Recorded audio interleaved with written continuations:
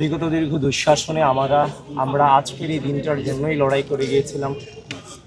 আসলে নেতৃত্ব মানে তো হচ্ছে যে দায়িত্ব, এটা ক্ষমতা না। আমি কখনোই ক্ষমতাশীল টার্মটাতে আমরা বিশ্বাস করি না, আমরা দায়িত্বশীল টার্মটাতে বিশ্বাস করি। বাংলাদেশের মানুষজন, বাংলাদেশের জনগণ, বাংলাদেশের জনগণের ভোটাধিকার, মানবাধিকার, গণতন্ত্রকে ফিরিয়ে আনবার জন্য আমরা দীর্ঘ সময় ধরে লড়াই চালিয়ে গেছি। আজকের এই দিনটাতে সবচেয়ে বেশি যে মানুষটাকে মনে করছে, তিনি বাংলাদেশের আপসহীন দেশনেত্রী বেগম খালেদা জিয়াকে মনে করছে, যিনি এই পুরো গণ-অভ্যুত্থানের গ্রাউন্ড, যার নেতৃত্বে তৈরি হয়েছে এবং যার আপসহীন লড়াইয়ের মধ্য দিয়ে আজকে এই গণতন্ত্রের একটি স্বাদ গোটা বাংলাদেশের মানুষ পেয়েছে। মহান আল্লাহ ওনাকে জান্নাতের সর্বোচ্চ মাকাম দান করুক, আমিন। তবে আজকের দিনটা নিঃসন্দেহে অন্যান্য সকল দিনের চাইতে আলাদা এবং হচ্ছে যে কোনো চিন্তা নাই, কোনো শঙ্কা নাই, একটা পিসফুল পরিবেশ বিরাজমান আছে চারদিকে। তো এই দিনটার জন্যই আমরা এই দীর্ঘ 17 বছর লড়াই চালিয়ে গিয়েছি। 17 বছর এই দিনটার জন্য। এই গণ-অভ্যুত্থান পরবর্তী সময়ে আমাদের অনেক কিছু করার সুযোগ ছিল, রাষ্ট্রের অনধিকার করার সুযোগ ছিল, কিন্তু আমরা সেই অনধিকার চর্চা না করে গণ-অভ্যুত্থানের পর দিন থেকেই আবার এই রাষ্ট্রে গণতন্ত্র, মানবাধিকার, ভোটাধিকারকে ফিরিয়ে আনবার জন্য আমরা রাজপথে ছিলাম, লড়াই চালিয়ে গিয়েছি একটি সুষ্ঠু নির্বাচন আয়োজন করবার জন্য। সেটা গতকালকে সেটা বাস্তবায়ন হয়েছে, আপনারা সকলেই দেখেছেন। বাংলাদেশের মানুষ অত্যন্ত পিসফুল ওয়েতে নিজের ভোটাধিকার প্রদান করেছে।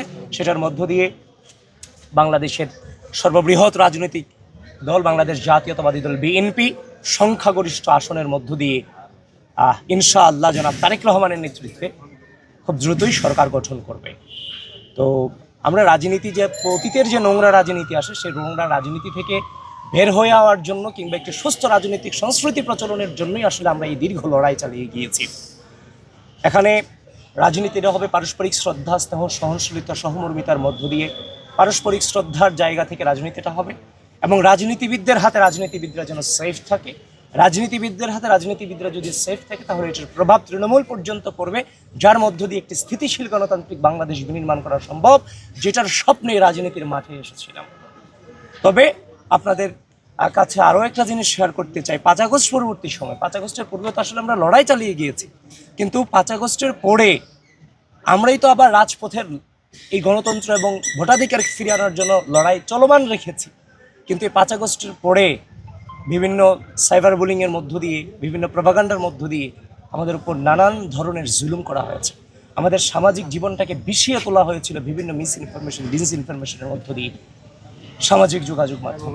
তবে আমরা ধৈর্য ধারণ করেছি, আমরা সে রাজনৈতিক চ্যাপ্টারে আর কখনোই প্রবেশ করতে চাই না। তো সুতরাং ওই যে মিস ইনফরমেশন, ডিসইনফরমেশনের জবাব দিতে গিয়ে মাঝে মাঝে আমাদেরকেও কঠোর ভাষা উচ্চারণ করতে হয়েছে, যেটা সত্যিকার অর্থে আমরা হৃদয় থেকেই কঠোর ভাষা উচ্চারণ করা, কারোর সাথে উচ্চ স্বরে কথা বলা, এটা কোনোভাবেই আসলে চাই না। সুতরাং আপনাদের মধ্য দিয়ে যদি সেই উচ্চ শব্দে আমরা আমাদের যে আইডিওলজি, সেই আইডিওলজি থেকে আমাদের দ্বারা শত্রু কষ্ট পাক, সেটা আমরা চাই না।